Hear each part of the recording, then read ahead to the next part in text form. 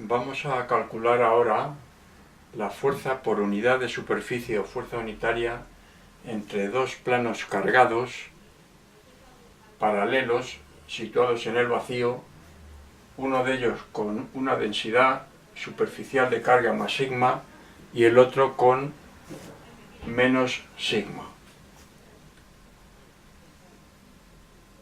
El primer método que vamos a utilizar para calcular esa fuerza va a ser a partir de la energía electrostática. Vamos a calcular primeramente el campo que generan los dos planos y a partir de la ecuación que da la energía electrostática en función del campo, la energía electrostática y mediante la derivada de la energía electrostática la fuerza. Ya hemos hecho el problema de calcular el campo de un plano cargado con una densidad uniforme de carga y también el de los dos planos, pero no obstante vamos a desarrollar todo el cálculo y así lo tendremos completo. Vamos a ver cuál es el campo generado por uno de los planos, el generado por la carga más sigma. Debido a la simetría sobre el propio plano, el campo tiene que ser ortogonal al plano.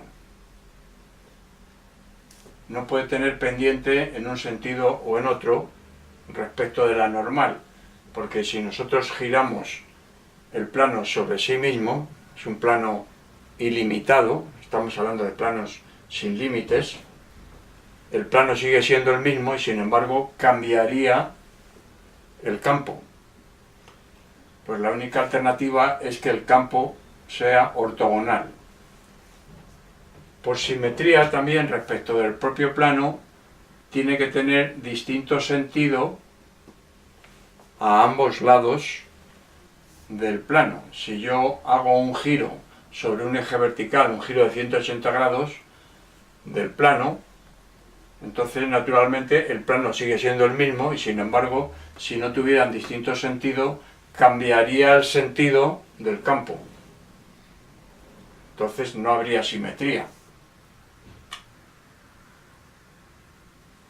También a la misma distancia del plano, a la izquierda y a la derecha, tienen que tener el mismo módulo, debido también a esa simetría respecto al propio plano.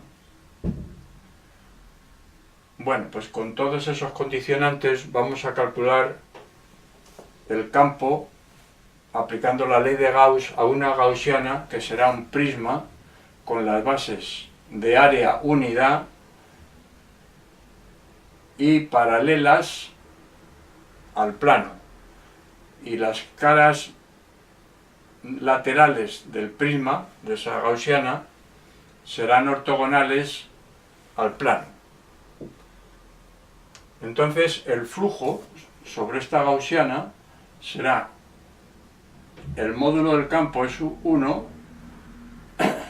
por el área de esta base más el área de esta otra, porque son flujos, los dos son hacia afuera, son del mismo signo.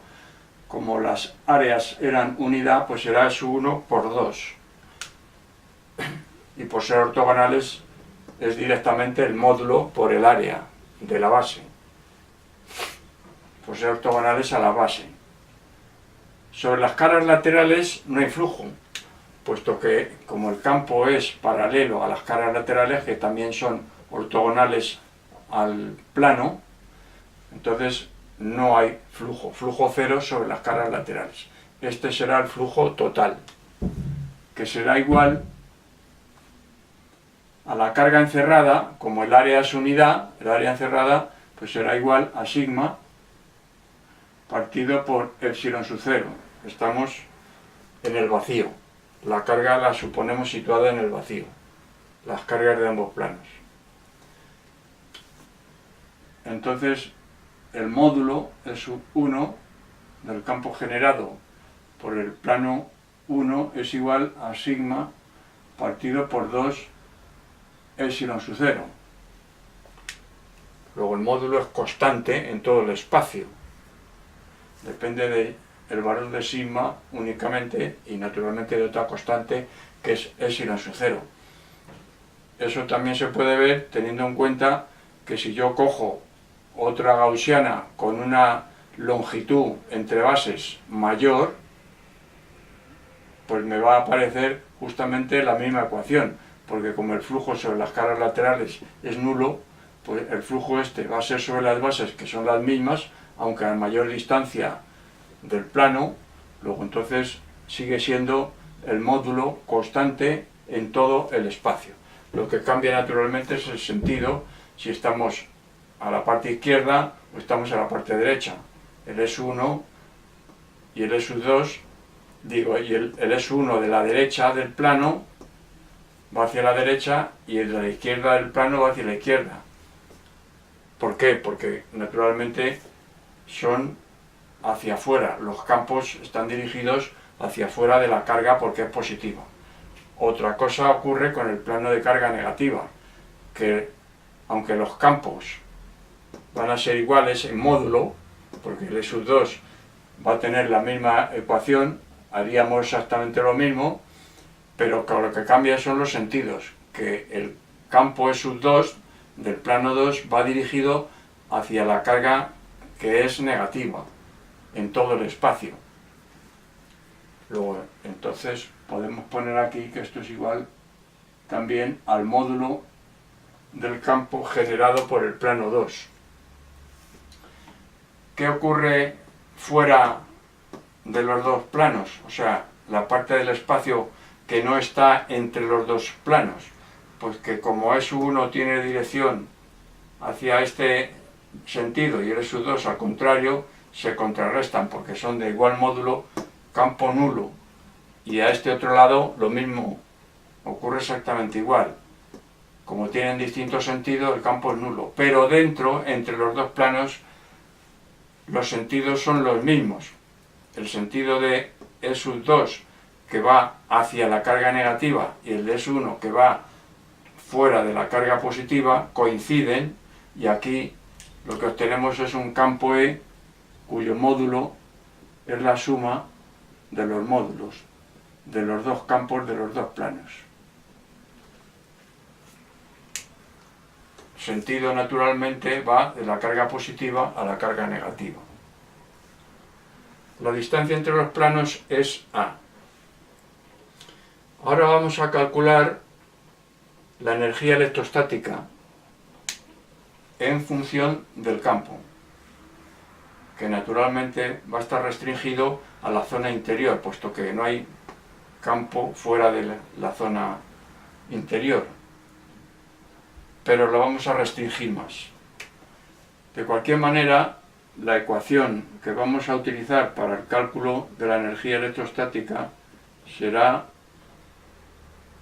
en función del campo, epsilon sub 0 partido por 2 por la integral extendida a todo el campo eléctrico del módulo del campo al cuadrado por diferencial de volumen.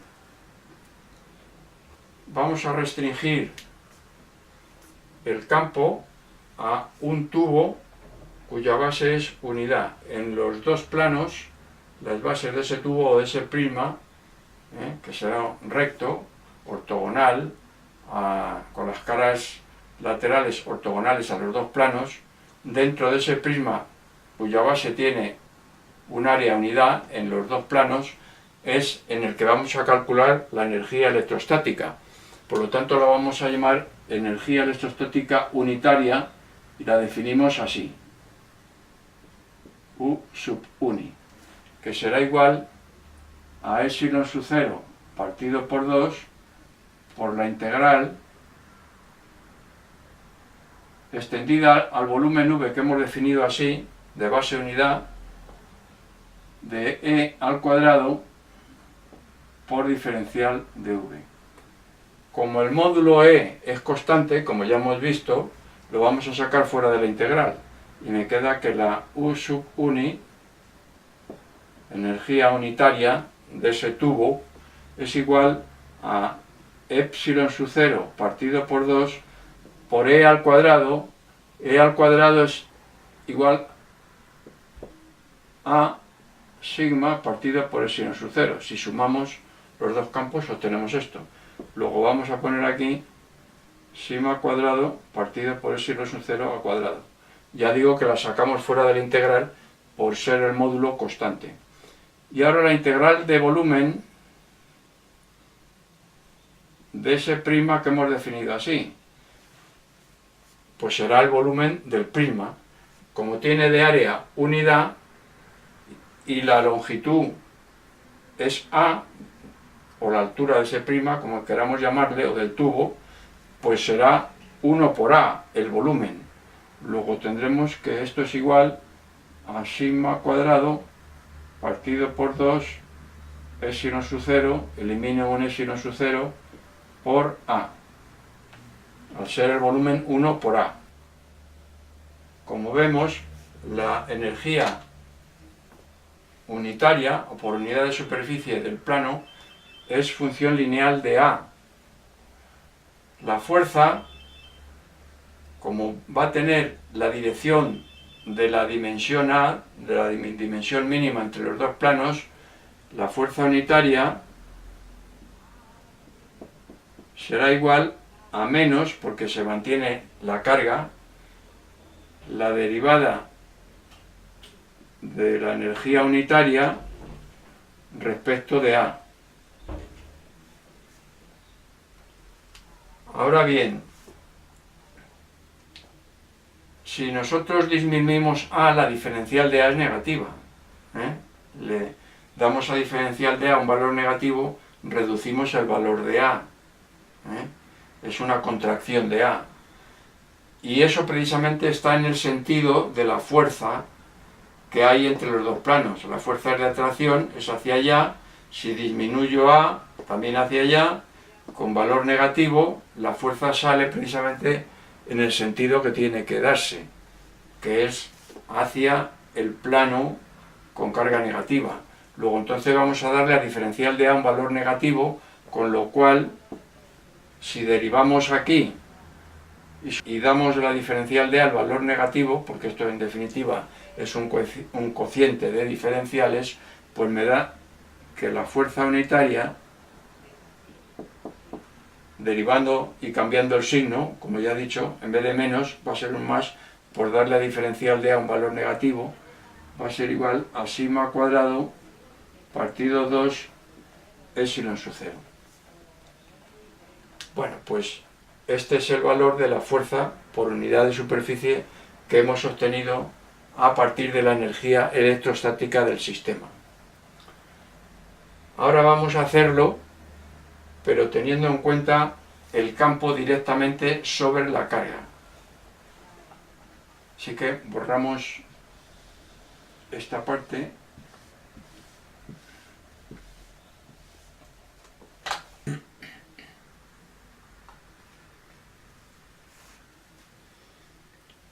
El campo que hemos obtenido anteriormente entre los dos planos tenía de módulo sigma partido por epsilon sub 0, y la fuerza unitaria obtenida era sigma cuadrado partido por 2 epsilon sub 0. Vamos a ver ahora si aplicamos este campo E a un elemento diferencial de área. Vamos a hacerlo en el plano cargado positivamente. Vamos a ver qué fuerza nos da. Claro, en la generación de este campo interviene toda la carga, incluyendo la de la diferencial de área que estamos tratando para calcular la fuerza sobre ella. En principio, una carga que genera un campo, no se puede aplicar ese campo para obtener la fuerza sobre esa carga. Claro, si estamos actuando sobre una diferencial de área, ¿qué ocurre? Que la diferencial de carga que corresponde es igual a sigma por diferencial de S. Pero el campo E, que se genera por toda la carga, ¿qué participación tiene esta diferencial de carga en este campo? Pues es despreciable, porque es tan pequeña, es un infinitésimo. Luego, si consideramos que es despreciable la participación en la generación del campo E, la participación de esta diferencial de carga, de la diferencial de área, podemos aplicar todo el campo E a esta diferencial de carga para calcular la diferencial de fuerza que se ejerce sobre esta diferencial de carga. Entonces,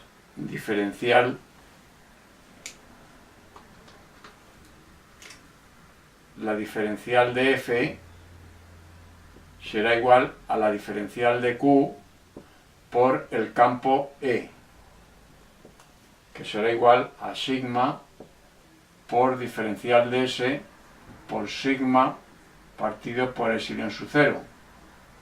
Entonces, la fuerza unitaria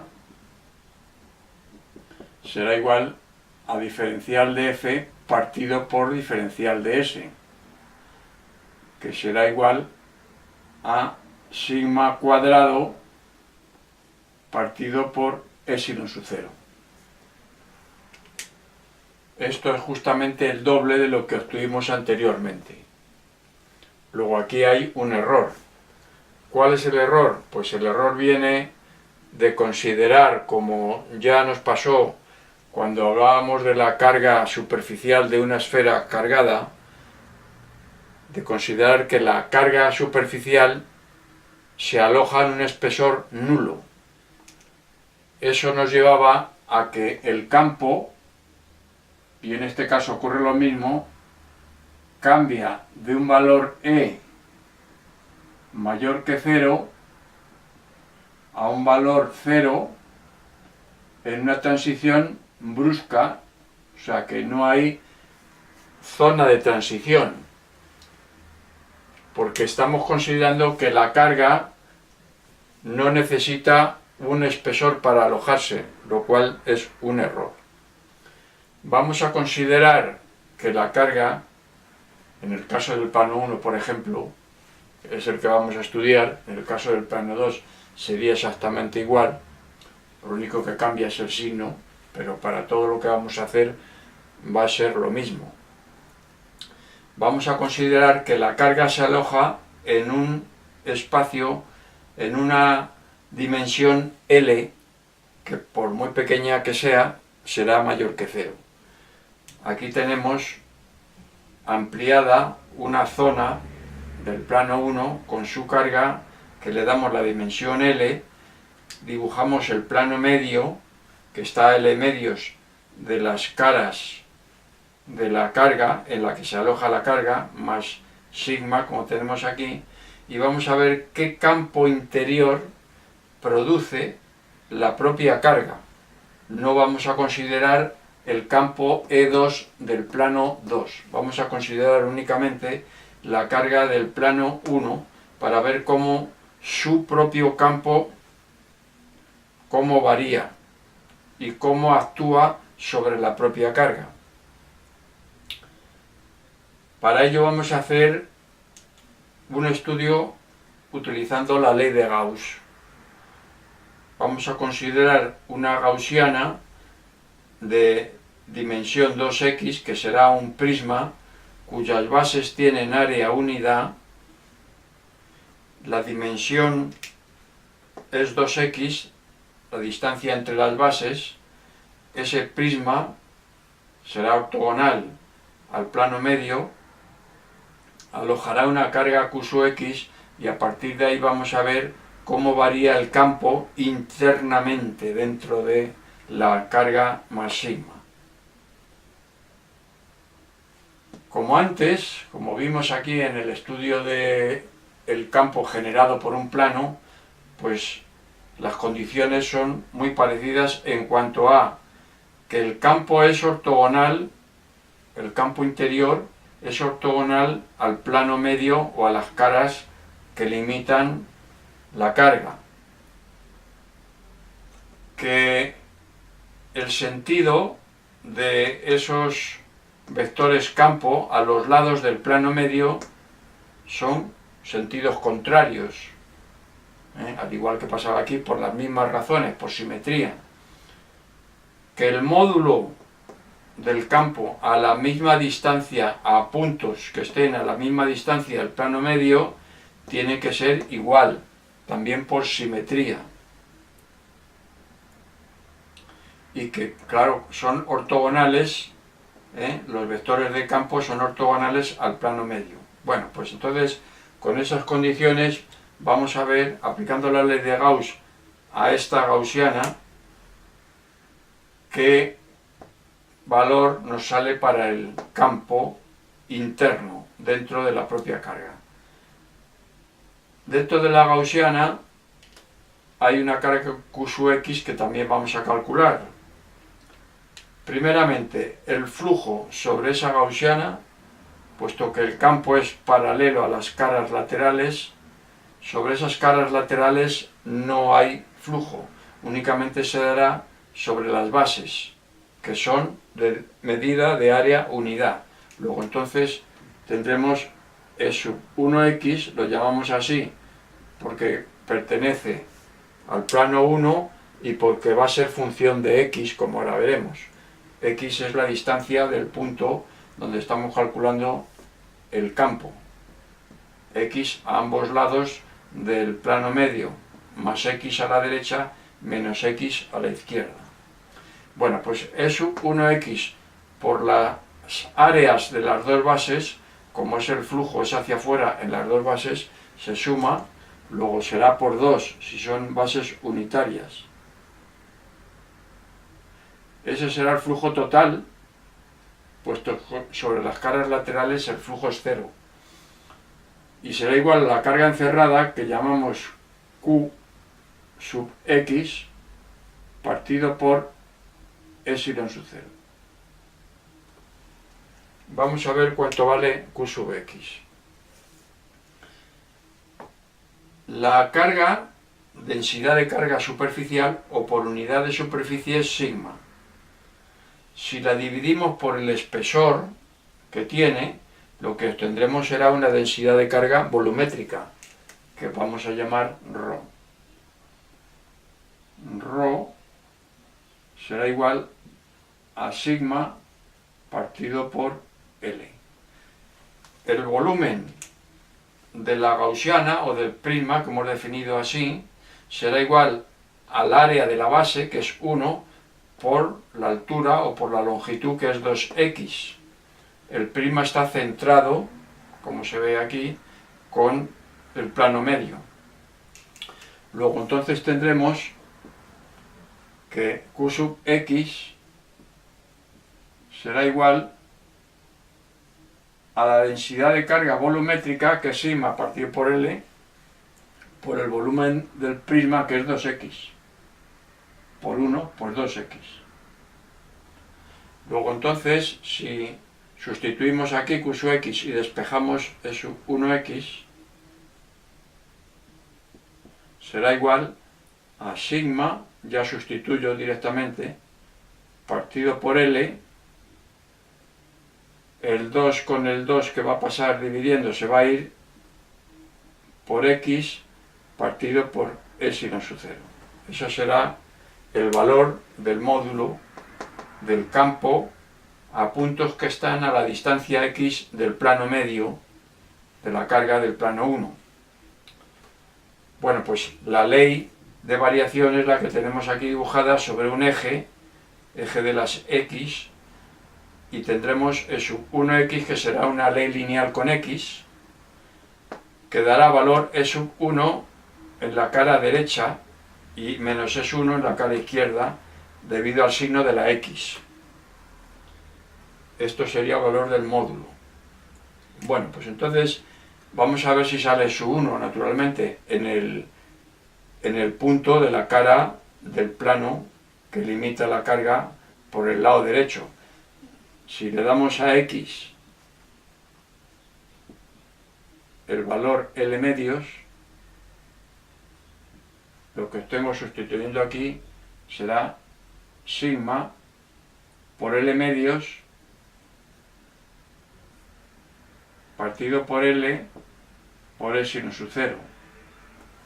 ¿Y esto a quién es igual? Pues será igual a sigma partido por 2 E sin su 0, que esto es el valor del campo E sub 1, la mitad del campo E. Recordamos que el campo E era igual a E sub 1 más E sub 2, y que los módulos de los dos campos, E sub 1 y E sub 2, eran iguales. Bueno, pues entonces aquí tenemos pues la gráfica de cómo varía el campo dentro de la carga. Ahora, si utilizamos ya el campo E sub 2, si lo superponemos con el E sub 1, para ver cuál es el campo total que actúa sobre la carga más sigma, es lo que vamos a hacer. Obtendremos el campo que llamamos E sub x, que será el campo total dentro de la propia carga. Vamos a poner aquí el plano de la izquierda de la carga, que limita la carga, plano derecho. Esto será la distancia L. Aquí ponemos un eje de referencia.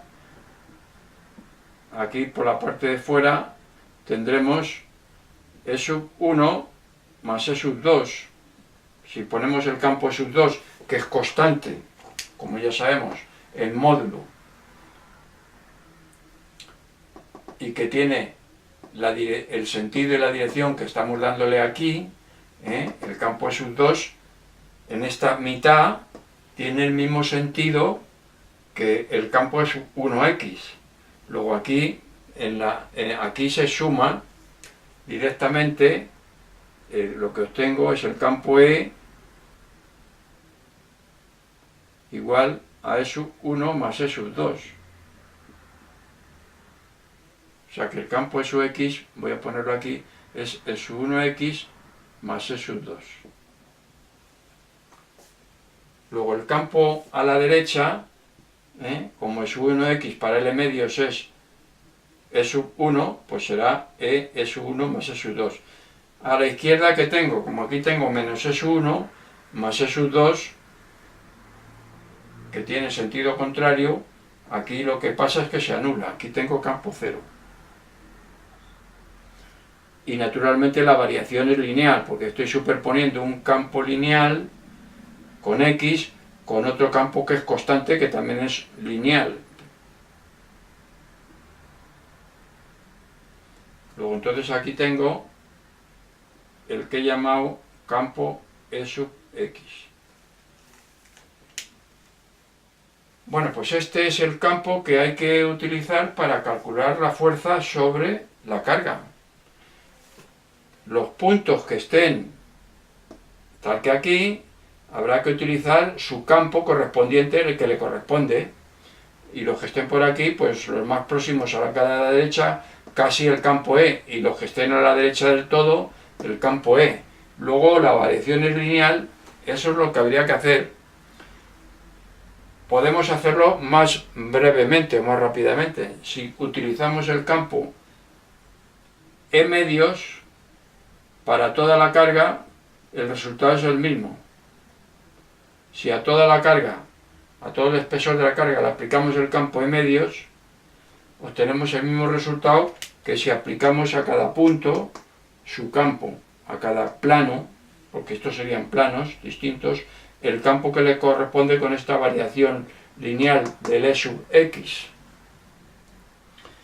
Bueno, pues entonces si calculamos que la fuerza corresponde al campo E medios para toda la carga, si lo aplicamos aquí, entonces diferencial de F será igual a diferencial de S por sigma, que es diferencial de Q,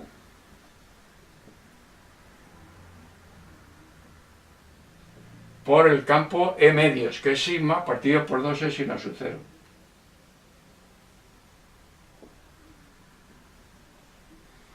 entonces la fuerza unitaria que aparece será igual a diferencial de F partido por diferencial de S, que es sigma cuadrado partido por 2 por epsilon sub 0. Y eso es lo mismo que nos dio el método anterior. De aquí, de la observación de cómo actúa el campo, el propio campo de la carga del plano 1, digo que en el plano 2 ocurría exactamente lo mismo, lo único que cambia es el signo de la carga, pero a efectos de módulos de campo y de cómo varía sería exactamente igual. Lo único que cambian son los sentidos de los campos, a la derecha y a la izquierda. Pues digo que el campo dentro del plano 1, ¿qué le ocurre? Si la carga está contenida, como puede ser en un conductor, por ejemplo, pues el efecto del campo sobre la propia carga del plano 1 es nulo, porque hay tantos vectores campo a la derecha como a la izquierda del mismo módulo, y por lo tanto, como estoy diciendo, de distinto sentido. Luego se contrarrestan y sobre toda la carga. Claro, individualmente no. O sea, si yo tengo aquí la carga en un espesor y no contengo la carga de alguna manera, estos campos de ambos lados del plano medio tienden a disgregar a la carga. Pero ya digo que si lo que estoy considerando, que es lo que estamos teniendo en cuenta desde el principio del problema, que la carga está contenida, por ejemplo, en un conductor, pues el campo interno de la propia carga, su propio campo, se contrarresta de manera que no da ninguna fuerza, ni en un sentido ni en otro. La resultante sería nula sobre la propia carga. Luego entonces solo actuaría el campo E sub 2 sobre la carga del plano 1. Si solo actúa el campo E2 sobre la carga del plano 1, si yo elijo una superficie unidad del plano 1, ¿cuál sería la fuerza unitaria?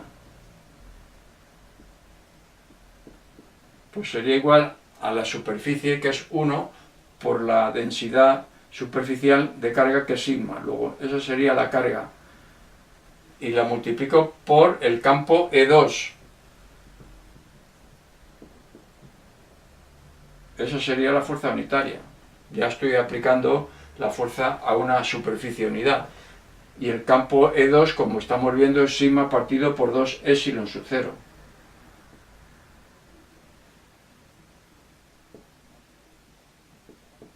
Me vuelve a dar sigma cuadrado partido 2 epsilon sub 0. O sea que sostiene también el mismo valor.